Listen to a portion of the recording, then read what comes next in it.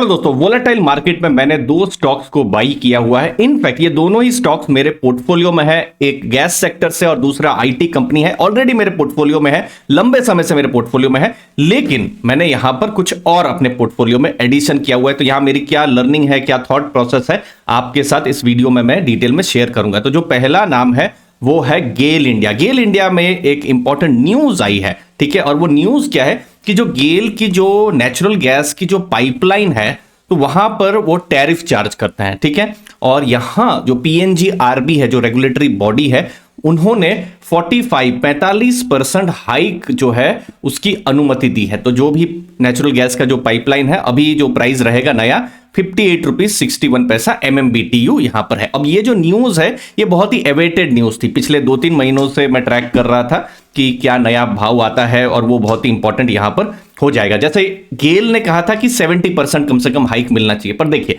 Company ने कहा है तो जरूरी नहीं है ना कि गवर्नमेंट या जो रेगुलेटरी बॉडी है वो उतना ही कर दे।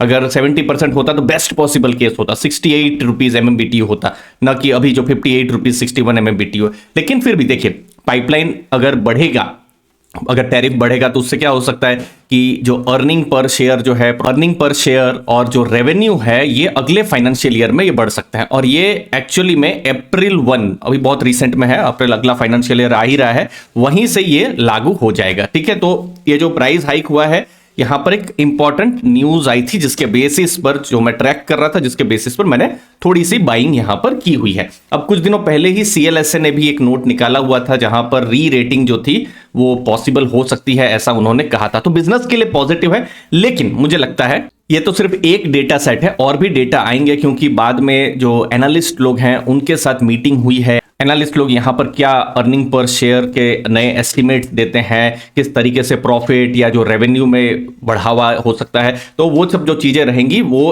अगले कुछ दिनों में नए जो डेटा आएंगे तो पता चलेगा। तो ये एक न्यूज का मैं वेट कर रहा था, जिसके कारण से जो गेल है वहां पर थोड़ी सी मैंने यहाँ बाइंग की है। बाकी अगर मैं देखिए बिजनेस में मैं बात करूं, जैसे अभी जो 9 महीनों के जो रिजल्ट्स आए आप देख सकते हैं, यहां पर मैंने रिजल्ट्स भी ओपन करके रखा हुआ है। तो पिछला फाइनेंशियल ईयर के कंपैरिजन में गेल का बहुत अच्छा परफॉर्मेंस नहीं है, ठीक है। जैसे ये है 31 दिसंबर 2022, ये 9 महीनों का परफॉर्मेंस है।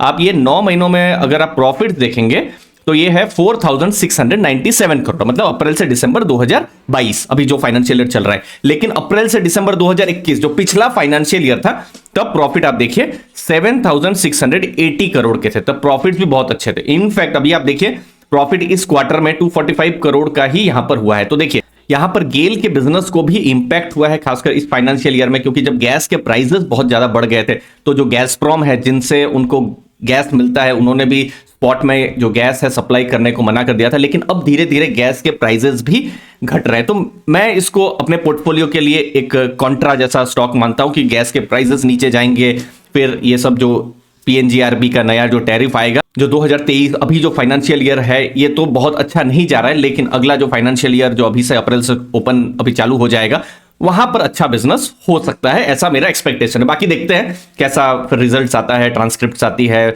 मैनेजमेंट क्या कहता है, तब पता चलेगा। बाकी देखिए लेटेस्ट अगर आप देखेंगे, लार्ज कैप की कंपनी है, लगभग 70,000 करोड़ का मार्केट कैप है, शेयर प्राइस अभी 105 के आसपास में है, बुक वैल्यू है 100 रुपए की। तो अगर आप प्राइस टू बुक वैल्यू करेंगे तो लगभग उतना ही आ जाएगा, ठीक है ना। प्राइस टू बुक देखिए लगभग 1 के आसपास ही आ जाएगा, तो बुक वैल्यू के हिसाब से बहुत महंगा नहीं है। ROC ROE एक्चुअली में डिसेंट यहां पर देखने को मिल सकता है। डेट टू इक्विटी भी आप देखेंगे अभी 0.22 है जब हम गेल की बात कर रहे हैं। बट मैं इसको यहां पर बहुत ज्यादा अपने पोर्टफोलियो में, ऐसा नहीं है कि मैं इसको 5-6% यहां पर जो है वेटेज दे दूंगा, क्योंकि ये ऑयल एंड गैस सेक्टर है, जो कि मैं हर बार बताता हूं ये साइक्लिकल सेक्टर है। कभी 2-3 साल बहुत अच्छा करेगा, कभी बिल्कुल अच्छा नहीं भी कर सकता है, जैसे अभी का जो फाइनेंशियल ईयर है, क्योंकि गैस के प्राइसेस यहां पर बहुत ज्यादा बढ़ गए हैं। यहां पर एक कॉन्ट्रा जैसी मेरी एक्सपेक्टेशन है। तो पहला नाम गैस सेक्टर से। दूसरा नाम है दोस्तों इन्फोसिस, ठीक है। ये आपको थोड़ा बोरिंग लग सकता है, और इनफैक्ट आईटी कंपनियों के लिए अभी का जो टाइम है एक बहुत ही टफ टाइम है। और मैं जनरली, मुझे बहुत इंटरेस्ट आता है जब कंपनी या फिर जो मार्केट्स हैं वहां वोलेटिलिटी रहती है, मार्केट में लिक्विडिटी की थोड़ी इशू रहती है, कंपनी थोड़े टफ टाइम से गुजर रही होती है। लेकिन मेरा एजम्पशन अगर ऐसा हो कि कंपनी अच्छी है, जो मैं इन्फोसिस को मानता हूं, और इन्फोसिस मेरे पोर्टफोलियो में आज तो 2023 है, मेरे पोर्टफोलियो में लगभग 7-8 साल से ये है। पर्सनली मेरे लिए ये 3 बैगर स्टॉक ऑलरेडी बन चुका है। अभी बिजनेस में तकलीफ है। देखिए जैसे आप देख सकते हैं नॉर्थ अमेरिका जो यूएस का जो जगह है वहां पर 62% का वहां से बिजनेस आता है और यूरोप से आता है लगभग 26%। तो देखिए यूरोप और अमेरिका अच्छा करेंगे तो इन्फोसिस अच्छा करेगा और सेम आपको स्टोरी टीसीएस में या एचसीएल में दूसरी आईटी कंपनियों में भी देखने को मिलेगा। लेकिन अभी दोनों ही जगह में थोड़ा स्लो डाउन का खर्चा है और जब लग रहा था जब चीजें शायद थोड़ा सही हो जाए तो हमको क्या पता चला, एक एसवीबी बैंक जो है वो गिर गई, फिर दूसरी भी बैंक्स जो है यूएस में गिरना शुरू हो गए। अब देखिए हम जब यूएस के बिजनेस की बात कर रहे हैं, जो एग्जैक्ट डेटा तो नहीं रहता है लेकिन देखिए जो फाइनेंशियल सर्विसेज हैं बीएफएसआई है वो लगभग इन्फोसिस का 29% कॉन्ट्रीब्यूशन जो है रेवेन्यू में रहता है। तो दो तकलीफ से गुजर रहे हैं, एक तो यूएस और यूरोप खुद थोड़े से स्लो डाउन से गुजर रहे हैं, वहां पर जो क्लाइंट्स हैं थोड़े से कंजर्वेटिव हो रहे हैं, वो एक है। और जो दूसरा जो है कि जो मेन बिजनेस जो है वो आता है फाइनेंशियल से, और जो अब हम देख रहे हैं कि जो बैंक्स हैं वो खुद थोड़ा सा अभी गिरना शुरू हुए हैं। तो क्या होगा, दूसरी जो बैंक्स हैं वो और अभी एग्रेसिव तो कोई नहीं जाएगा, ऐसा मेरा अनुमान है, वो लोग भी थोड़ा सा कंजर्वेटिव यहां पर रहेंगे। तो इसीलिए बिजनेस एक टफ माहौल से गुजर रहा है जब हम आईटी सेक्टर की बात कर रहे हैं, और जनरली ऐसा होता है। बट मेरा ऐसा अनुमान है कि इन्फोसिस की इतनी बड़ी लॉन्ग टर्म की हिस्ट्री रही है, जो भी तकलीफ है उसको जरूर इन्फोसिस पार कर सकता है, ऐसा मेरा अनुमान है। देखते हैं ये कैसा होता है नहीं होता है, आने वाला समय ही बताएगा। मेन जो ट्रिगर जो रहने वाला है वो होगा Q4 का रिजल्ट, जो कि अगले महीने अप्रैल 13 को रिजल्ट आने वाला है। तो अभी तक तो सब सही लग रहा है, तो जो रिजल्ट है बहुत ही इंपॉर्टेंट रहेगा, क्योंकि वहां दो चीजें पता चलेगी कि कैसा Q4 का रिजल्ट है। लेकिन जो दूसरी चीज वो रहेगी कि मैनेजमेंट के द्वारा जो कमेंट्री है वो कही जाएगी कि अब तो फाइनेंशियल ईयर 23 खत्म हो रहा है, नेक्स्ट फाइनेंशियल ईयर जो फाइनेंशियल ईयर 24 जो अप्रैल 1 से शुरू होगा वो कैसा रहने वाला है, यूएस का बिजनेस कैसे रहने वाला है, फाइनेंशियल सर्विस का कैसे रहने वाला है, ग्रोथ के क्या प्रोजेक्शंस यहां पर होने वाला है, तो वो तब इंपॉर्टेंट तब हो जाएगा। तो यहां पर मुझे लगता है कि शेयर प्राइस अभी फिलहाल नीचे गिरा है। जब मैं इन्फोसिस की बात कर रहा हूं, ये देखिए आप देख सकते हैं इन्फोसिस को अगर अभी आप देखेंगे 1390 के आसपास में शेयर प्राइस है।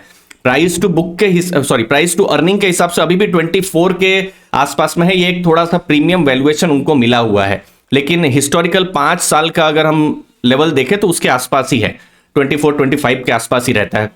इनफैक्ट अगर आपने समझ लीजिए पिछले साल अगर जो दिसंबर का महीना था उस समय में आप देखेंगे तब बिल्कुल पीक जो था 30-35 का पी रेशियो था, तब एक्चुअली में शेयर एक्चुअली में महंगा था जब 1700 1750 था। तो मुझे लगता है वैल्यूएशन के हिसाब से थोड़ा नीचे है, बट अगर मार्केट में, और चूंकि मैं इस स्टॉक पर थोड़ा लॉन्ग टर्म के लिए बिल्कुल कन्विंस्ड भी हूं, और अगर कल अगर और नीचे भी जाता है तो मैं ऐसे कुछ ही स्टॉक भारत में है जिन पर जो नीचे जाते हैं तो मैं थोड़ा सा अपॉर्चुनिटी देखता हूं, और ऐसा मुझे लगता है कि इनको और ज़्यादा जो है इन बिजनेस को और ओन किया जाए तो मुझे और खुशी होगी कि ठीक है इन्फोसिस एक बिजनेस जो है खराब समय से गुजर रहा है, मार्केट खराब समय से गुजर रही है, लेकिन इनको इस लेवल पर ही एक्यूमुलेट किया जाए तो लॉन्ग टर्म में एक अच्छा एक्सपीरियंस बन सकता है। बाकी Q4 का वेट मैं जरूर करूंगा, जहां पर किस हिसाब से मैनेजमेंट के द्वारा कमेंट्री हो रही है बिजनेस की, वो एक इंपॉर्टेंट ट्रिगर होगा। और वहां पर अगर मैनेजमेंट कहते हैं कि नहीं बिजनेस ग्रोथ हैम्पर कर सकता है तो फिर शायद थोड़ा नेगेटिव हो जाए, बट उसके लिए अप्रैल 13 का वेट करना पड़ेगा। अगर मैनेजमेंट कहते हैं कि बहुत इंपैक्ट नहीं पड़ेगा, हम लोग स्टेडी ग्रो करते जाएंगे, तो फिर तो बिल्कुल बढ़िया है ही। आपके क्या व्यू हैं जरूर बताइएगा कमेंट सेक्शन में। धन्यवाद आपके टाइम के लिए, थैंक यू दोस्तों। इन्वेस्टर्स के जॉब है, बिजनेस है, या वो पढ़ाई कर रहे हैं और डेली न्यूज और नॉइज में इन्वेस्टिंग पर फोकस कर पाना एक बहुत बड़ा चैलेंज हो जाता है। प्लस इतनी सारी स्ट्रेटेजीज हैं कि कंफ्यूजन हो जाता है कि करना क्या है। तो हम स्टॉक सिलेक्शन और सेक्टर एनालिसिस पर एक कॉम्प्रहेंसिव कोर्स लेकर आए हैं, जहां पर live demo, tools, live classes, learning materials, market insights, इन सब के बारे में हम बात करेंगे। 6 घंटे से ज्यादा का यहां पर कंटेंट है, जहां पर आपको इन्वेस्टमेंट से जुड़ी यूनिक इनसाइट्स मिल सकती है। मैंने डिस्क्रिप्शन बॉक्स में लिंक दी हुई है, और इस कोर्स को एक भारी डिस्काउंट में आप अवेल कर सकते हैं, और मुझे उम्मीद है ये कोर्स आपको एक डायरेक्शन जरूर देगा। थैंक यू दोस्तों।